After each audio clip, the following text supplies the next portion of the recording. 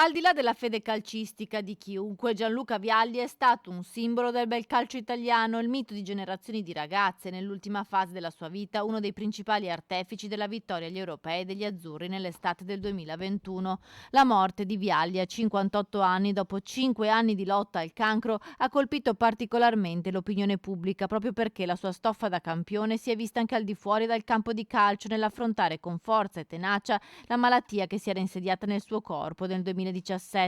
Un tumore al pancreas, l'ospite indesiderato l'aveva più volte definito. Ieri, a poche ore dall'annuncio della sua morte, l'ha voluto ricordare anche Patrizia Da Benini, molti direttore anni per generale una serie dell'Istituto di Oncologico patologie Veneto, che nel salutare intercorse il per le quali calciatore lui ha peraltro. ricordato una frase pronunciata da Vialli parlando della sua malattia. Ai ricercatori dico: forza e coraggio ragazzi, buon lavoro, abbiamo bisogno di voi. Per Benini un monito che va ascoltato. Credo che la morte di Vialli abbia colpito, al di là ovviamente della conoscenza del grande calciatore, ma credo che lui va riconosciuto un grande uomo, un grande paziente e una persona che è stata da simbolo anche in questo campo, che è quello della patologia, che è quello dello stimolo alla ricerca, e credo che questo è un grande messaggio che lui ha dato, di sperare fino in fondo da una parte come paziente e dall'altra parte di stimolare il sistema, i ricercatori agli sforzi massimi per poter ovviamente guarire o far sì che le persone neanche si ammalino.